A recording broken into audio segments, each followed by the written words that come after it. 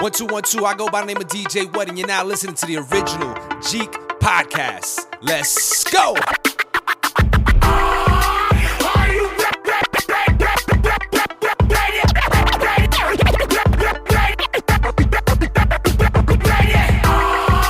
Ready to make an entrance, so backward cut.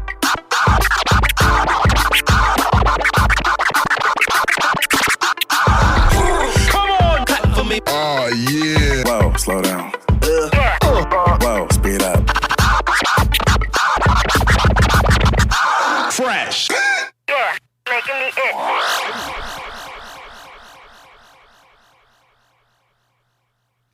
What's up, y'all? It's your boy, Rocky Mr. Magic, and this is the original Jeek Podcast. It's been too long since we've recorded, and we apologize for that. My man, my co-host, my brother, my friend, Unique DNA, one half of the original Jeeks. He has just been a busy cat.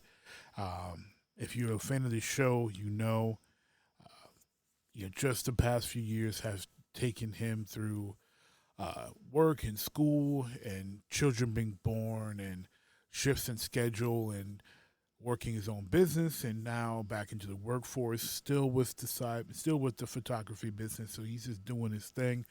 And with his current gig, unfortunately, he's working a lot of nights, which is generally the best time for us to record. And it's really been tough for Unique DNA to link up and to record this podcast. So I know that I, on my lonesome, am not your favorite to listen to, but I am committed to continue to record and bring you that dope Jeek Nation content in this show and any other show. So, Rocky Mr. Magic is going to be flying solo here on this episode of the original Jeek Podcast. So, a couple things we're going to talk about on this episode here is Draymond Green. Draymond Green, if you don't know who Draymond Green is, as a sports fan, as a geek, as a junk plus geek, Draymond Green is the power forward for the Golden State Warriors. He's a four-time champion, defensive player of the year, a very, very good basketball player who, with his accolades and the team accomplishments, will likely find himself into the Hall of Fame, especially if he racks up any more All-Star Game appearances or individual award accomplishments. He's a player I've always liked. I've liked since his high school days, and I like that he is unafraid to say what he thinks. So, Draymond's got the internet on stir because on his podcast, he stated that, not on his podcast, but he's got a podcast he's been using that to stir things up. But he went to social media this time, and Draymond posted on Twitter that he is watching the 98 Bulls versus Utah in the finals. This is a direct quote here. I can't help but notice our 2017 team would have beaten these Bulls by a dub and these Jazz by 40 if they're going to play these brands of basketball. And that's why it's dumb to compare eras. So, I tell you, I get what Draymond is trying to say. There's two things here. One, he says it's dumb to compare eras. But by comparing the 2017 Warriors to the 98 Bulls or the 98 Jazz and saying that they will win by a dub, he is comparing eras. Because we're talking about teams that are, 19 years apart. That's comparing eras. The rules are completely different in 1998. It's not, the way the NBA has continued to press toward more and more towards being an entertaining product and less away from a basketball product. And it's always been a product, but they've moved away from the aspect of the game and They've made it more compatible, more of a consumable product for not the average fan, but the casual fan to pick up and be involved and enjoy. And that's really what they're aiming for, is the casual fan to watch games, to buy jerseys, to buy tickets to an NBA game for a family outing or a corporate function or something of that nature. That's what they're hoping for. You know, that's truly what they're hoping for. So we can't act like that's not the case. You've got an error comparison here while he's saying that you can't do it. So that's my problem with what he said, is that he's doing what he's saying you can't do. But if you're going to compare the errors, or you're just going to compare these two teams in a vacuum, we're going to go into the astral plane of the Jeek world here. We're going to pull out the 2017 Warriors and put them into the Jeek Nation astral plane basketball court. We've got Wardell Stephen Curry. We've got Klay Thompson. We've got Kevin Durant. We've got Draymond Green. We've got David West. We've got Sean Livingston, and a host of other bench players. We've got Kevon Looney on that 2017 team. And then we have the 1998 Chicago Bulls that we pull out of history and put into this astral plane for this basketball game. Michael Jordan, Scottie Pippen, Dennis Rodman, Ron Harper, Luke Longley, Randy Brown, Judd Bushler, I think, was on that, still in 98. Scotty Burrell, Dickie Simpkins, maybe. Jason Caffey, maybe. I know he was only there for I know Jason Caffey was only there for like 2 out of the 3 of the second three-peat.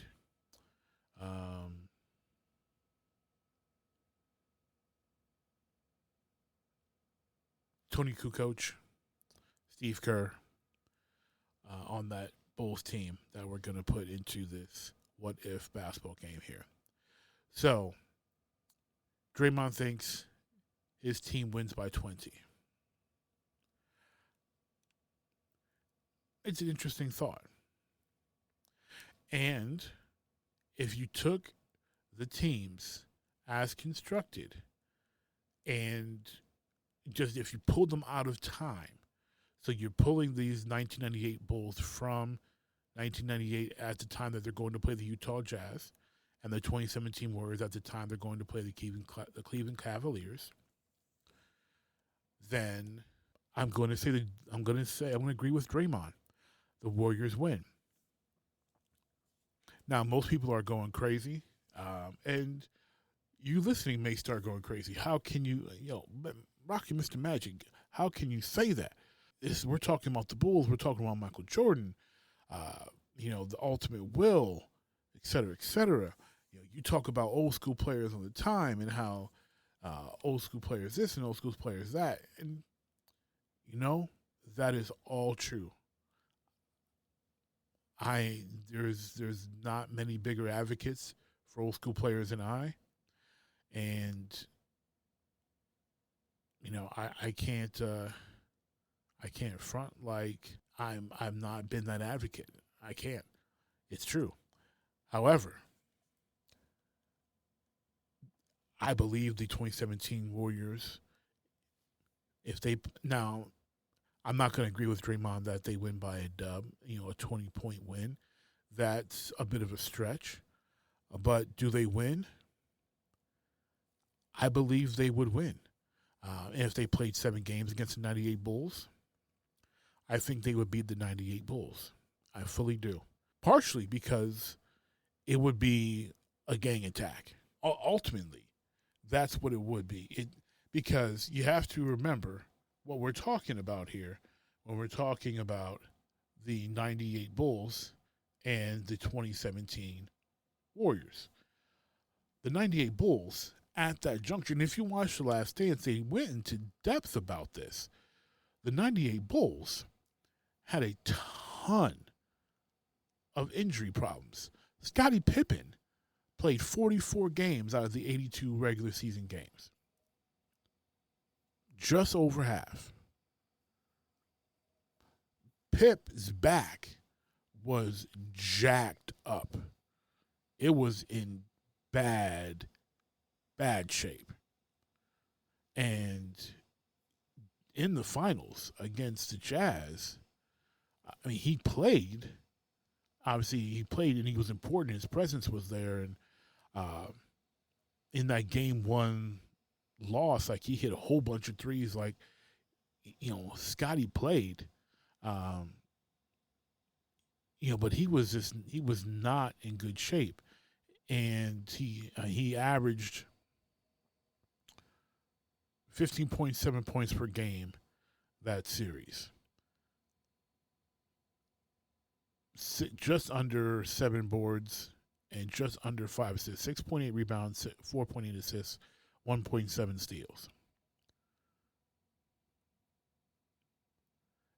Not prime Scottie Pippen. This was a hobbled Scottie Pippen who had never truly gotten to form through the season and through the playoffs.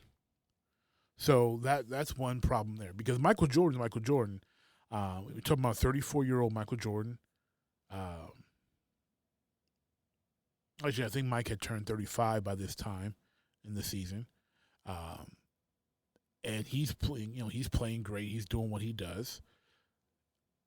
But he's only one man. And Scottie's hobbled. Dennis Rodman was also hobbled.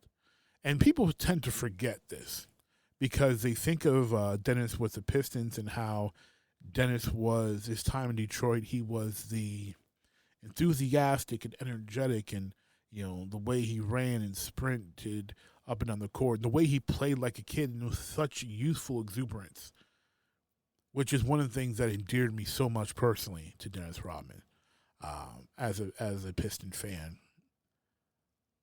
However, most people tend to not know, realize, or forget that Chicago Bulls Dennis Rodman was not prime Dennis Rodman. It was still effective Dennis Rodman. It was still good Dennis Rodman. Very good when he first got there, and by 98, still good Dennis Rodman. But this was not prime Rodman.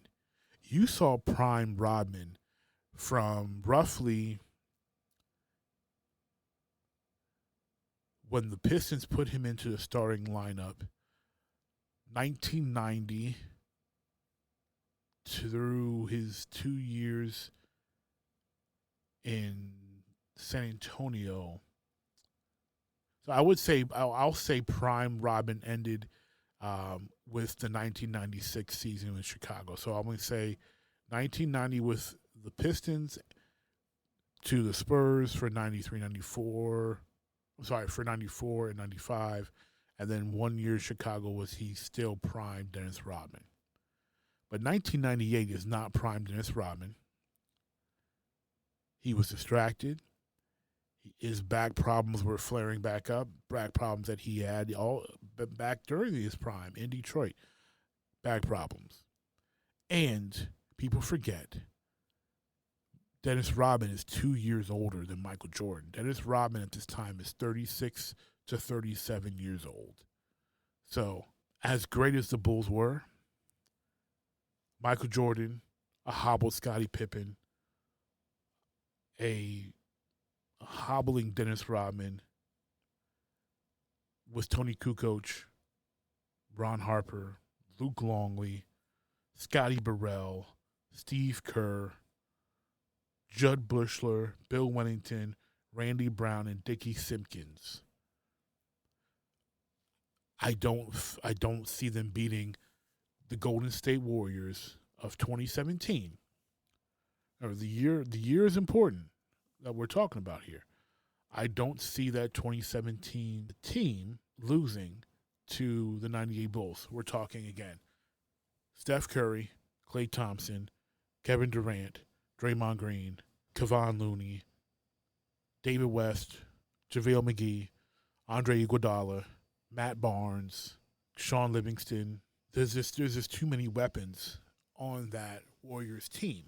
Now, if you make adjustments for the rules, that's why I don't think that the Warriors win by 20, because the rules are going to be different. The 2017 Warriors are not going to be accustomed to the physical contact. Just mentally having to deal with the three personalities that you have to endure in Michael Jordan imposing his insane, massive will on you. Dennis Rodman's mind games, his basketball savvy. Draymond Green tries to be a modern-day version of Dennis, but he is not he's not Dennis Rodman. He's just not. And as good as a defender Draymond is, he's a better team help ball defender, where Dennis could play could D straight up and play the help defense. And no one played mind games better than Dennis Rodman. They just didn't. He would frustrate whoever he's guarding, whoever he's around. And we've seen how frustrated Kevin Durant can be. Kevin Durant would get very frustrated even having to be near Dennis Rodman. Dennis Rodman would really get under his skin. He would get under Dre's skin a bit, too. Dre would bark at him. Dennis will whisper in his ear, mess with him. Draymond's going to say something to him. And get him. And I think that would throw Draymond off his game. So there's no 20-point drubbing that is in the Jeek Nation Astro playing court. A series win in 7 for the Dubs? Sure.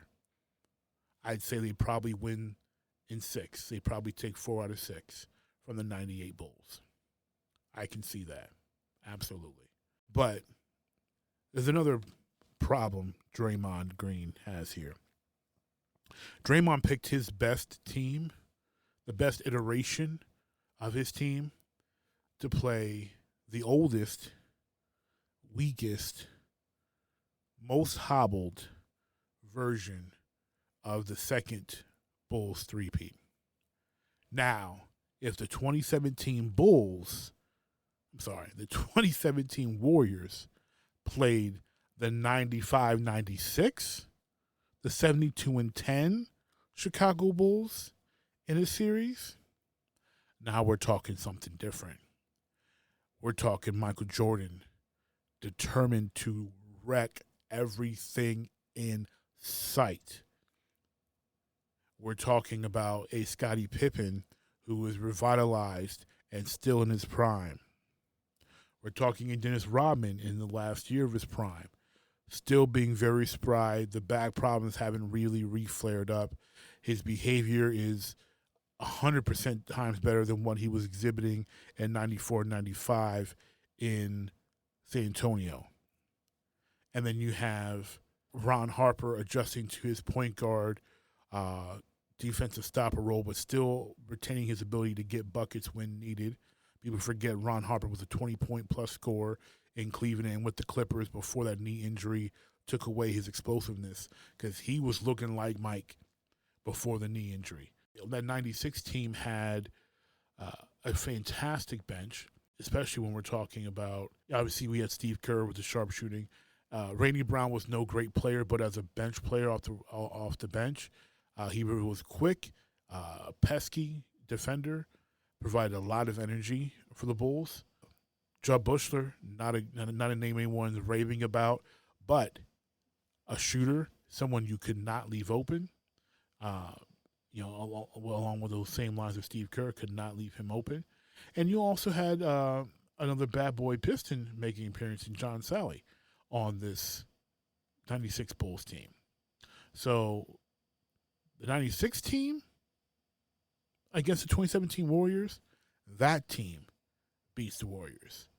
But again, Draymond decided to take his best team and put it against the Bulls' worst team of that second three-peat.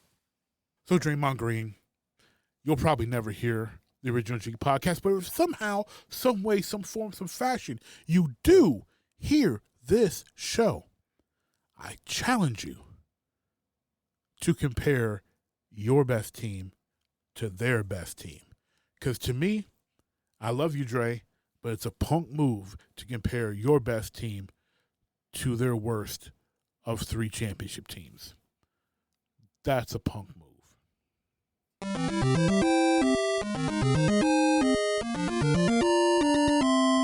All right. Now, sticking with basketball before I move away from the hardwood, Max Kellerman recently made a comment about Russell Westbrook that I thought was interesting, and it fits what we are here at G Nation. He made a comic book reference to Russell Westbrook, and I think, honestly, it makes sense. And I'm going to play that right here. What's weird to me is I think of Westbrook like pure energy. You guys ever see like X-Men? Mm-hmm. They have the one dude, what's his name? Cyclops, I think, who could just shoot. He has energy shooting out of his eyes. But the problem is every time he opens his eyes, this energy shoots out. So they have to give him these special sunglasses, right? So that when he takes them off, he can shoot lasers at it, and then he puts them back on. I thought of Westbrook like the energy. So here we have Max Kellerman, as you heard, comparing Russell Westbrook to Cyclops. And the fact that Cyclops needs his ruby quartz visor and or sunglasses to control the power of his optic blast, because if his eyes are open, the optic blasts are out, and there's no way to control it. He's got to close his eyes, wear the visor that keeps it in check, or the glasses that keep him in check. And Russell Westbrook is very similar, that he's just energy blasting, bursting, just shooting all over the place. And he needs something. He needs a visor, something to keep him in check. Because if he's not held in check, look, you saw what happened last year with the Lakers. It's all over the place. And even though the shooting wasn't as abysmal for Russ in Washington or in Houston, the premise is still the same. It's just a lot of it is just going 120 miles an hour out of control, and it's not harnessed. And Russ may be just one of those guys who fell short, and despite, and I say falling short because a possibility to be greater than the talent that he is, and we're talking about a former MVP here, so it's not like the man's a failure. We're definitely, don't get it twisted. I'm not calling the man a failure in any way. But you can be successful and still fall short. And I believe Russ has fallen short, and that the lack of control has hurt him. You can give maximum effort. You can, be an Energizer Bunny like he is, but you can play smarter, wiser. No one is going to accuse Russ of being a intuitive player. He's a very reactionary player, and not being reined in, not letting some of the mental aspect of the game take over more for him than just the instinctive and reactionary part. I 100% believe has hurt Russell Westbrook's career, especially now that he is a older veteran who is losing step and spring.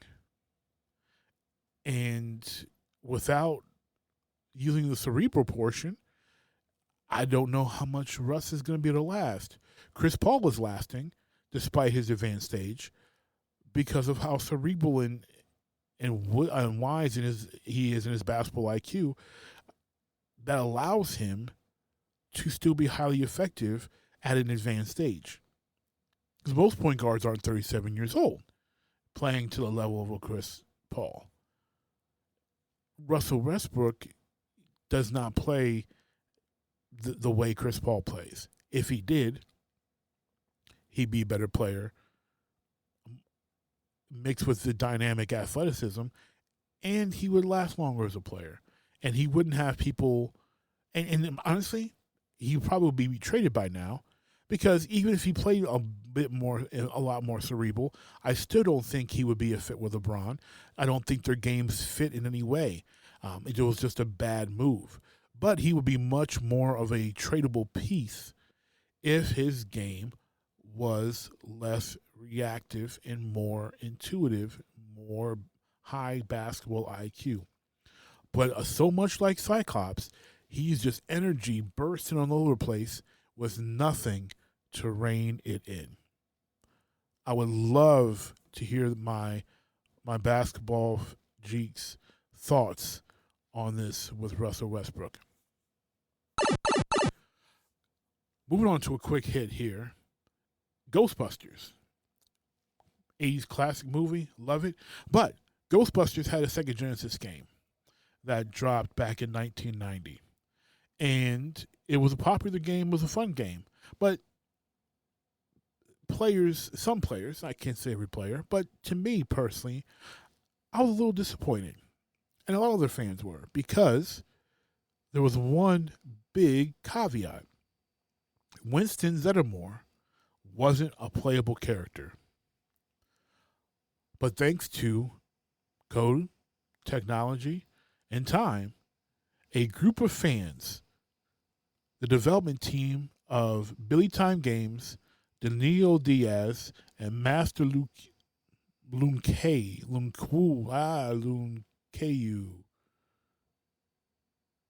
I am butchering that, and I'm sorry, Master Lunkay or Lunku. I'm really jacking it up, and I'm not going to repeat it again because it's bad. But they combined have added Winston Zeddemore to Ghostbusters via ROM hack, correcting a 30-plus year old wrong. The sprite work is impressive. They've even gone as far as giving Winston his own attributes, because each character in the original game, they've got different stats that govern their speed, their health, damage, etc. They've done Winston the proper due of not only adding him art-wise, but giving him his individuality as a character. Now, unfortunately, the project isn't quite ready for public release, but you can see some of it in action on YouTube at this time, and hopefully this team will be able to have this ROM hack available and complete very soon for us to have a fresh, new experience playing 1990s Ghostbusters on Sega Genesis. Next quick hit. Well, I don't even know how to introduce this topic because, well, it's two things. 2 words. Allison Felix. Allison Felix, track star, has retired from track and field, but she also came, before I could record and talk about this, she came back and participated in a relay race. So she's pseudo-retired, I suppose, but she has announced her retirement. Last week, she announced her retirement, and it's time to have a serious debate about Allison Felix and where she ranks among track and field stars, especially when we're talking about the great American female track stars. We're talking about the Flojos. We're talking about the Jackie Joyner-Kerseys, the Wilma Rudolphs. We need to talk about where this fantastic athlete ranks amongst the greats, amongst the women, and then also the where she ranks amongst track legends overall, male and female. Because in my personal opinion, There's not many men or women who can contend with the legacy and the accomplishments of an Allyson Felix. So for now, we're gonna table that discussion for when I'm not flying solo.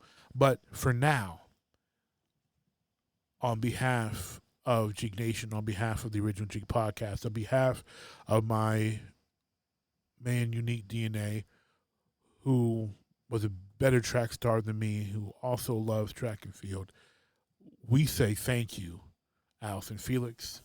Thank you for an amazing career. Thank you for sharing your gifts with us, for being an example of hard work, of excellence, determination, grace, and determination.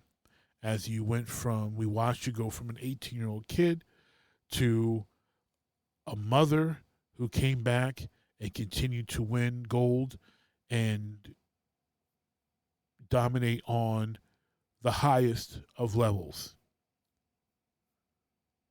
Thank you so much, Allyson Felix. Next quick hit, and this is going to be really, really quick. I want y'all to know that a deep discussion is coming about the Vince McMahon retirement. This whole Vince McMahon hush money sex drama is just out of this world crazy. It's crazy. It's a crazy situation. And on Breaking Ring Rust, we are going to discuss it. Your boy Rockin' Mr. Magic is going to dig the cold hard JT, who's unfortunately, his health problems have kept him from being able to record. But we're going to make it happen. And we're going to talk about this because Vince leaving the business for whatever reason, I mean, it was eventually going to have to happen. But, it could have been health, it could have been age, or whatever. But Vince McMahon leaving and retiring, stepping down, it's too impactful for the business to not talk about it in length. There's been posts in the Jeek Nation community here and there about Vince, and we've poked a little fun about it using some wonderful clips from the past, but we really need to talk about what the impact is going to be, not on just the WWE, but on pro wrestling itself, because we could be at the beginning of a major shift, a major change in what we know the business of pro wrestling to be. Vince turned it on his head when he just took on all the territories and created a monopoly for himself. Now we're in a position where that is not, the WWE is still a monster, but there are smaller companies out there who are doing well, and we may see revitalization of the territory days. We may see something on a smaller scale, a few smaller companies, maybe 5, 6, 7 smaller companies that are just competing, which would be good for business in my opinion. But without the vision of Vince McMahon, the drive of Vince McMahon, and the influence of Vince McMahon, the business is going to be different. Oh, so different. So I can guarantee you that there is no chance that we're not going to talk about the impact of Vince's retirement on Jeek Nation's pro wrestling show, Breaking Ring Rust. Last quick hit for this episode. This news is a little old.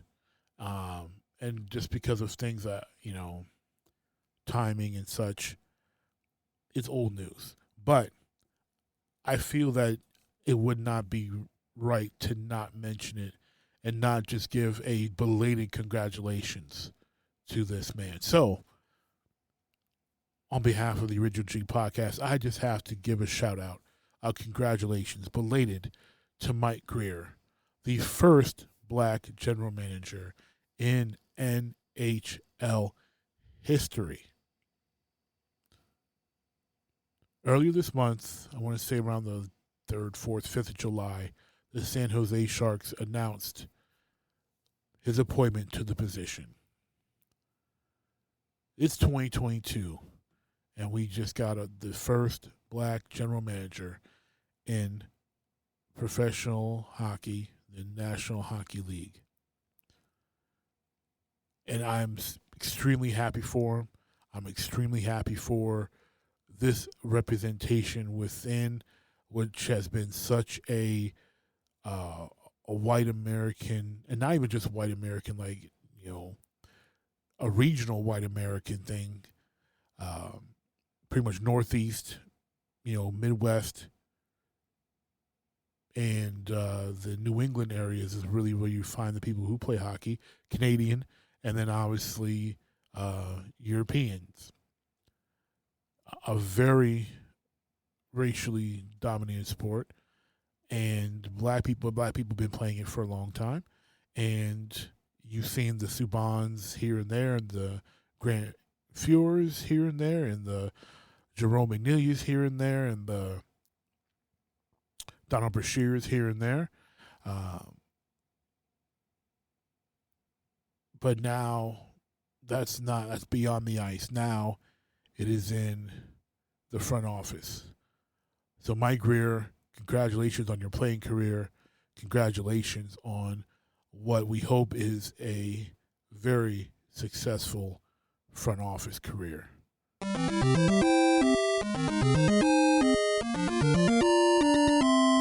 Last thing I'm going to talk about tonight in this episode, a little hint. It's been too long of, that's right, the reboot police. So, I'm pulling this over by myself, me, Lieutenant Rocket Mr. Magic, because, there are reboots. I know we knock reboots a lot on this show. There's some reboots, TV shows, movies, that I honestly think would be a good idea. And I'm going to I have a list, and I'm going to compile that list, and maybe I'll post an article on the website. Maybe I'll make a video of it. I'm not sure. Maybe we'll just talk about it as a topic on this show. But I have to talk about this reboot, and I'm sorry it's not a positive one. And honestly, it just doesn't make any sense to me. But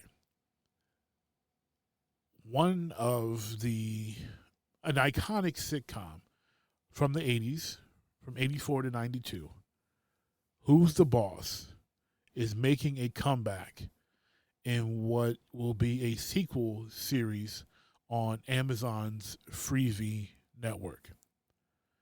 And the show is returning Tony Danza and Alyssa Milano, respectively, as Tony and Samantha Michelli. 30 years later, we are going back to Who's the Boss. And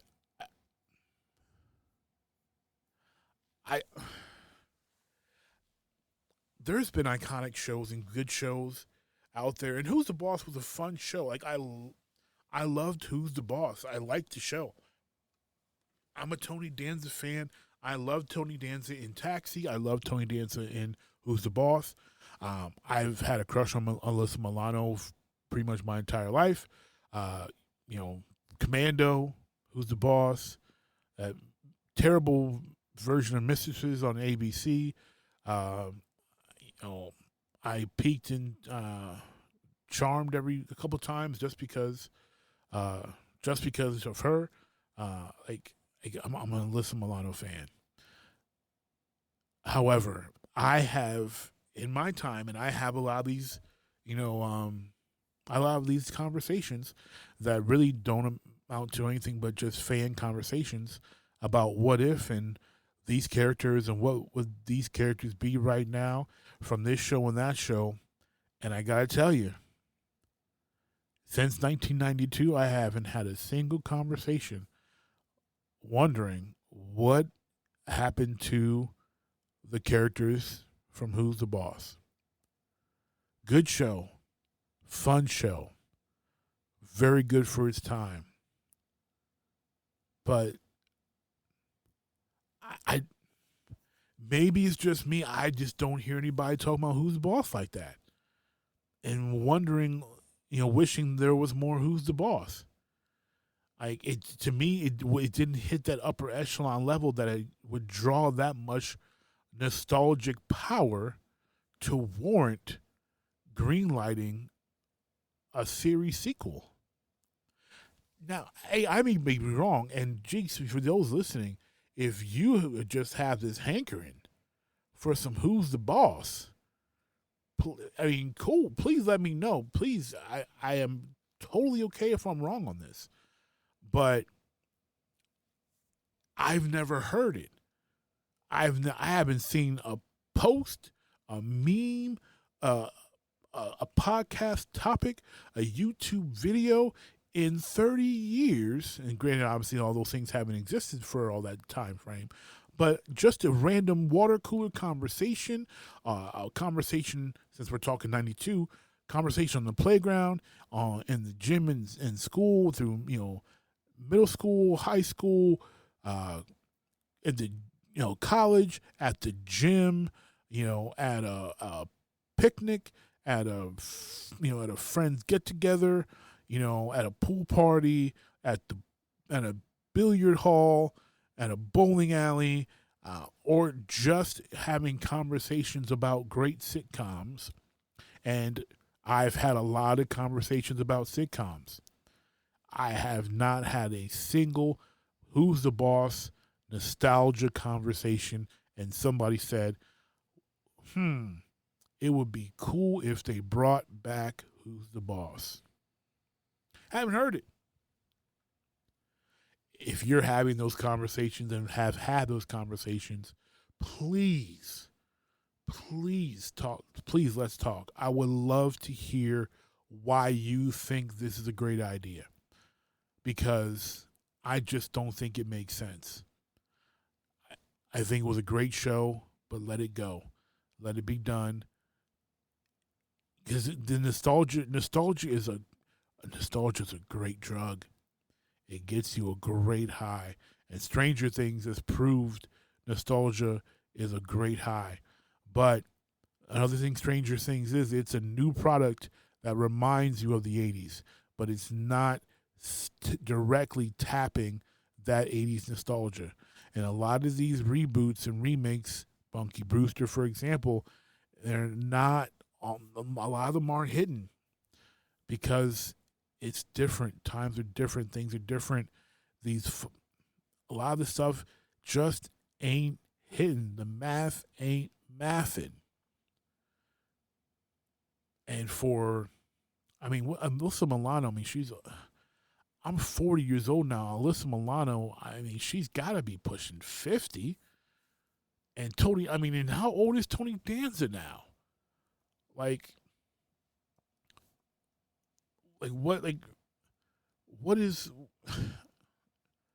is really going on right now? You know what I'm saying? Let me look this up, because I'm not sure how old Alyssa Milano is. Alyssa Milano was born in 1972 in December, so she will be 50 at the end of this year. So if Alyssa's 50 and looks fan-freaking-tastic for 50, if she's 50, Tony Danza, he's got to be 70? Let's see. How old is Tony Danza right now? Tony Danza is 71 years old. Just don't make no sense. That's all I'm saying. I'm not saying it's a horrible thought. To me, I don't see where the demand is for this show to come back. I would love to see Tony Danza in a new project. I would like to see Melissa Milano in new projects, and they could work together and maybe have vibes of Who's the Boss. But a direct Who's the Boss reboot, I just don't see. I just don't see anybody asking for it. That's it. But please, if you are out there and you think this is a great idea, please tell me I'm wrong and tell me why. Because I want to know. And I'm okay. I'm completely okay with being wrong. But I need you to please elucidate. Explain to me how and why I'm wrong. And show me where this demand, this call, this hankering for some Who's the Boss, where it exists on the internet. Because I haven't seen it. And I'm not going to say it's not there. Maybe it's a subreddit of people who are just going hard for Who's the Boss, but it has not crossed by me. And I'm in a whole lot of different groups out there. I have a whole lot of different fandoms, and I talk to a whole lot of people throughout different cultures, and I don't hear white folk asking for it. I don't hear black folk asking for it. I don't hear Gen X asking for it. I don't hear Gen Z asking for it because they missed out on the original. I don't hear boomers asking for it. I don't see it. So if it's out there, please share it with me, because I'm just scratching my head and just simply asking why. Outside of trying to make, nostalgia crack money, why? Because I don't see it lasting more than a season. Because I just don't see the demand for it. So that is going to be the end of this episode of the original Jeek Podcast. I hope you had a good time, even though I'm flying solo and we don't have the usual conversation and debate back and forth between myself and Unique DNA or myself and a guest. Listen to me rant isn't the greatest thing in the world, but it's up there. I have to say it's up there. So I hope you enjoyed yourself this episode. If you are not familiar with the original Jeek Podcast, give us a listen. Check out our archives. We are streaming on Apple Podcasts, Google Podcasts, Spotify, Stitcher, pretty much anywhere you can find podcasts. And if you can't find us, send us an email to jeeknation@gmail.com or message us on Facebook, IG, Twitter, and we will endeavor to make sure that your podcast, the app of choice, features the original Jeek Podcast. And remember, we could not do this show without you, the listeners who continue to listen, press play, download, and give reviews of our show. So thank you for your continued listening to the original Jeek Podcast. And until next time, peace.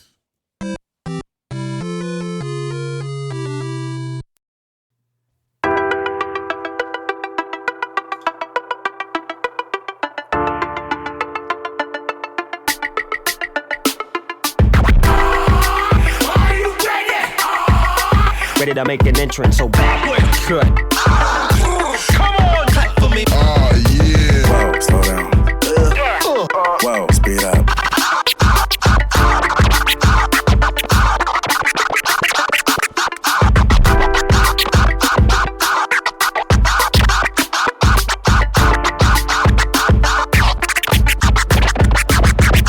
This is DJ What, and you're listening to the original Jeek Podcast.